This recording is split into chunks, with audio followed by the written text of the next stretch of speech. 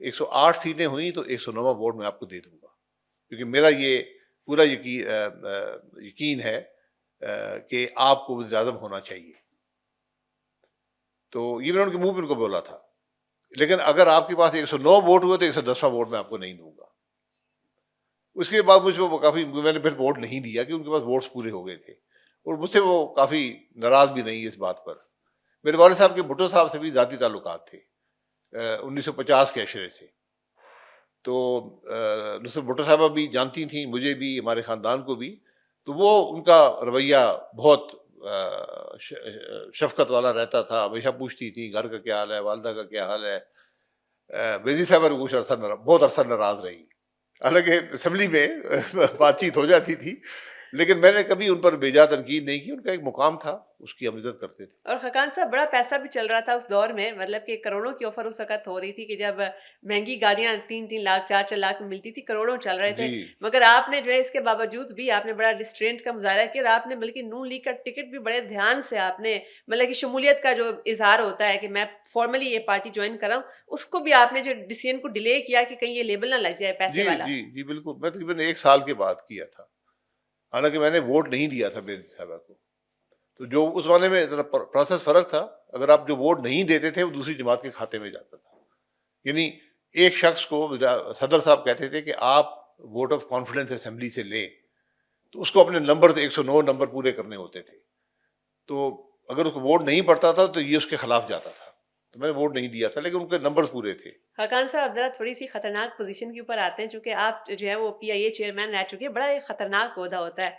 चूँकि इसमें कभी-कभी जो है वो त्यारा उसके भी मसाइल आ जाते हैं कि कोई त्यारा पाकिस्तानी हदूद में उतरना हो और उसके अंदर आपका जो है आर्मी चीफ़ बैठा हुआ हो और वो आर्मी चीफ़ जो है उसको या तो कहीं और उस त्यारे को डाइवर्ट करने की कोशिश की जा रही है। ऐसे में ये वाला जो ओहदा है चेयरमैन पीआईए, ये बड़ा क्रूशियल हो जाता है। तो जो हिस्टोरिकल रिकॉर्ड्स हैं, जो डॉक्यूमेंटेड फैक्ट्स हैं, उसमें एक बात तो ये भी आती है कि आपकी कोशिश थी कि प्रैग्मैटिकली ये डिसीजन लिया जाए कि त्यारा इधर ही लैंड करे, पाकिस्तान के अंदर ही त्यारा लैंड करे। आपने बल्कि रनवेज क्लियर भी करवाए। इसके बावजूद भी आप गिरफ्तार हो गए। नहीं, गिरफ्तार तो हमने होना ही था। आखिर हुकूमत को कुछ जवाब चाहिए था हुकूमत ख़त्म करने का, मुशर्रफ साहब को। तो बात ये है कि जहाज़ जो थे हुकूमत, क्योंकि स्टेट ओन्ड एंटरप्राइज़ है, तो अगर हुकूमत आपसे कहे कि ये जहाज़ को बाहर भेज दें, तो आपको भेजना पड़ता है, ये आपकी ज़िम्मेदारी होती है। तो क्योंकि पीआईए के जो एक्ट है उसके अंदर शामिल है कि आप हुकूमत के इंस्ट्रक्शंस को फ़ॉलो करेंगे। तो जब इंस्ट्रक्शन आई तो मैंने कहा जी मैं ये जहाज़ बाहर नहीं जा सकता, मुल्क में लैंड करेगा। तो ये मेरा फैसला था। उसके बाद जहाज़ नवाबशाह गया, जिससे हमें केस बना कि नवाबशाह हुँ, क्यों हुँ, गया? हुँ। नवाबशाह इसलिए गया कि कराची एयरपोर्ट बंद था। तो जहाज़ ने खुद ही नवाबशाह जाना था। लेकिन चूँकि आर्मी चीफ़ उसमें सवार थे, तो मुझे पूछा गया, डायरेक्टर जो फ्लाइट ऑपरेशंस थे, उनके ज़रिए पायलट ने पूछा कि जी हम क्या करें? मैंने कहा, "आप क्या करें? आप सीधा जाएँ अल्टरनेट पे, जो आपका काम है। मुझे कहने की ज़रूरत भी नहीं है।" इस पर केस बनाएगा, जो कि केस झूठा साबित हुआ। और ये भी देखा गया कि आपके जो स्टाफ था, उसमें से कोई एक भी आपके खिलाफ गवाही देने को तैयार नहीं था। ये क्या आपने इतना जादू, किस शहर में आपने जकड़ा हुआ था? क्यों इतने नहीं, नहीं, बड़े कोई कोई खैर नहीं था। आप लोगों की इज़्ज़त करें, लोग आपकी इज़्ज़त करते हैं। तो मेरे स्टाफ ने झूठ बोलने से इनकार कर दिया। और सिर्फ ये आपने बात थी, ये उनकी हिम्मत थी कि मेरा कोई उनसे ज़ाती ताल्लुक नहीं था, मैं उस इदारे का भी नहीं था, मैं बाहर से आया हुआ था। उसके बावजूद उन्होंने इस बात की इज़्ज़त की, और मैंने उन सबको बोल दिया था कि जो भी आपसे पूछे तो आप कहें जी ये इंस्ट्रक्शंस जो थी ये चेयरमैन की थी, यानी मेरी इंस्ट्रक्शंस थी। तो लोग इस बात की पास रखते हैं, आप लोगों की इज़्ज़त करेंगे, आपकी इज़्ज़त करेंगे। अच्छा, मुशर्रफ साहब के साथ आपका कोई ताल्लुक भी निकलता है। उन्होंने जब पहली बार वो आर्मी चीफ जब वो बने थे, तो आपको उन्होंने खुद रोक कर बताया था कि आपके साथ तो हमारा एक ये वाला ताल्लुक भी निकलता है। वो क्या है? वो क्या ताल्लुक है? नहीं, मुशर्रफ साहब से मेरे एक ताल्लुक को तो मुझे पता था, जो उनके समधी थे, वो मेरे बहुत दोस्त थे।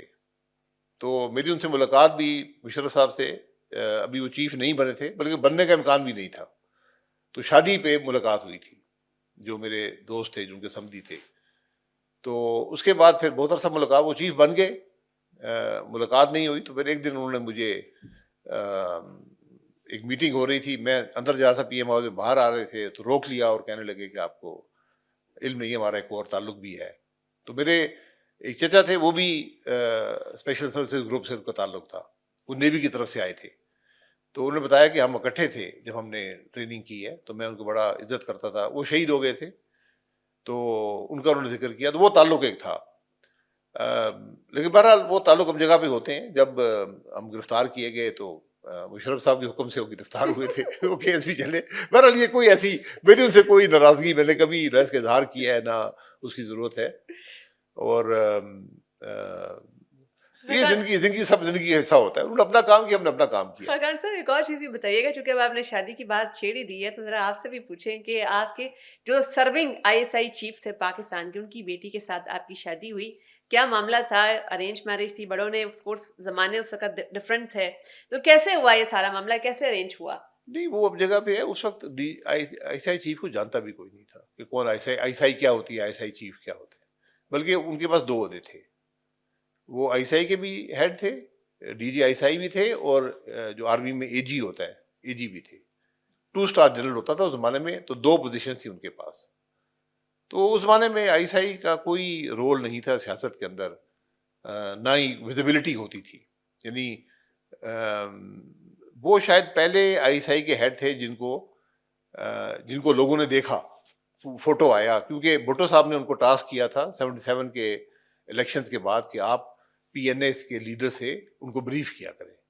तो वो टीवी पे मैंने उनको देखा, मैं उस मुल्क में नहीं था, लेकिन बाद में मैंने टीवी देखा तो उस पर वो नजर आते थे खबरनामे में कि वो ब्रीफ कर रहे हैं, लेकिन उनका नाम शायद नहीं आता था कि ये ब्रीफ कर रहे हैं पीएनए की लीडरशिप को कि मुल्क के क्या हालात हैं, क्या नुकसान हो रहा है, वगैरह वगैरह। इतनी हाइप नहीं थी उनके ओहदे की। नहीं, उस जमाने में बिल्कुल जानते कोई नहीं था कौन डीजीएसआई क्या करता है, क्या होता है।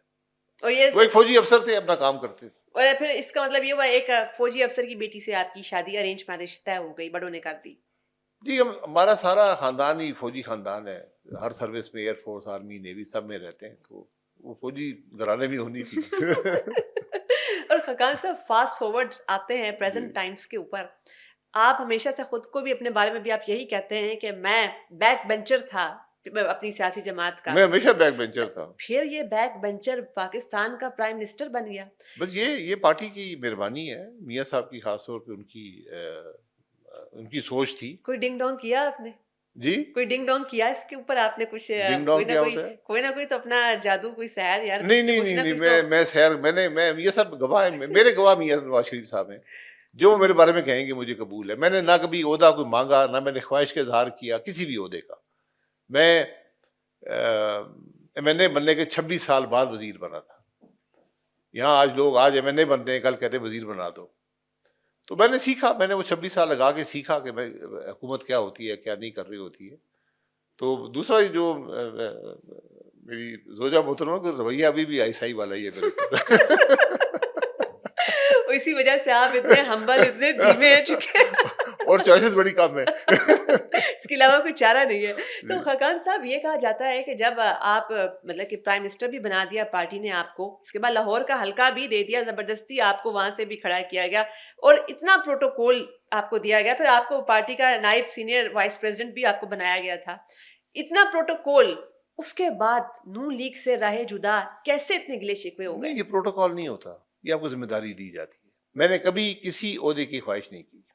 ना मैंने, जब वज़ीर-ए-आज़म की बात आई, मैंने सब भी मना कर दिया था कि मैं ना इसका तलबगार हूँ, ना मैं इसको कबूल करने को तैयार हूँ, जिसकी गवाह सारे मुस्लिम लीग के लीडरशिप है। जब लाहौर का इलेक्शन आया, बाई इलेक्शन, मैंने कहा जी मैं इलेक्शन हार गया हूँ, बेशक फॉर्म 47 से हार गया हूँ, कोई बात नहीं है, मैं इलेक्शन नहीं लड़ूंगा, आप किसी और को। लेकिन मियाँ साहब ने मुझे अदालत में कहा कि नहीं, उस दिन आखिरी दिन था कागज जमा कराने का। उन्होंने कहा जी आप सीधे लाहौर जाएं और आप इलेक्शन में हिस्सा लें, ये मेरी ख्वाहिश है, ये मेरी जरूरत है, आपने इलेक्शन लड़ना है। तो मैं बिल्कुल आखिरी 1 घंटे में लाहौर पहुंचा, और फिर मियाँ साहब ने ये कहा कि आप कोई खर्चा नहीं करेंगे इलेक्शन पे, खर्चा मैं करूंगा। उस इलेक्शन का तमाम खर्चा मियाँ नवाज शरीफ साहब ने किया था। ये उनकी मेहरबानी, एक ताल्लुक था। उन्होंने एक जिम्मेदारी दी, मैंने जिम्मेदारी निभाई। उन्होंने फिर मुझे बुलाकर कहा कि हम पार्टी मुतहरक करने के लिए, शहबाज साहब जेल में थे, तो आप को मैं ओहदा, मैंने ज़िंदगी में कभी को ना पार्टी का ओहदा मांगा ना मेरे पास था। तो उन्होंने कहा कि आप सीनियर आदमी हैं, और मैं शायद उस वक्त सीनियर तरीन आदमी था जमात में। तो उन्होंने कहा कि आप ये नायब सदारत है, दूसरे नंबर की सीनियर नायब सदर का ओहदा है, तो ये आप लें और आप पार्टी को मुतहरक करें। तो वो मैंने निभाया, और मैंने उस वक्त भी मियाँ साहब को भी, शहबाज साहब को भी, मरीम बीबी, तीनों को मैंने अलग-अलग, और मेरा ख्याल है हमजा साहब को भी मैंने कहा था कि मैंने उनसे कहा कि हमें नज़र आता है कि हम पार्टी में एक जनरेशनल चेंज आएगा, तो उसमें फिर मैं पार्टी के ओहदे में नहीं रह सकूंगा जब भी आपने ये चेंज किया, क्योंकि ना ही मेरे लिए बेहतर है, ना वो शख्स जो बनेगा उसके लिए बेहतर है। तो बहरहाल ये बात उस वक्त भी हो गई थी।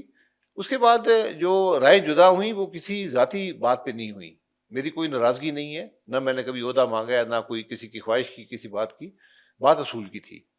हम थे वोट को इज्जत दो के साथ, जिसका सबक हमें मियाँ नवाज शरीफ साहब ने दिया था। और मैं हमेशा कहता हूँ कि मियाँ नवाज शरीफ साहब की जो सियासत थी, उसका अरूज उनकी वजारत उज़्मा नहीं थी, उसका अरूज उनकी ये नैरेटिव था जो वोट को इज्जत दो वाला, और 2021 का जलसा था गुजरांवाला वाला। तो जब उन्होंने वो रास्ता छोड़ी तो मेरे लिए फिर आना मुश्किल हो गया। खकान साहब, चूंकि जब आपको पार्टी की नायब सदारत भी दी गई, वो दौर था कि पार्टी के अंदर नई जान भरनी थी और बड़ा क्रैकडाउन, वो सब हालात भी चल रहे थे।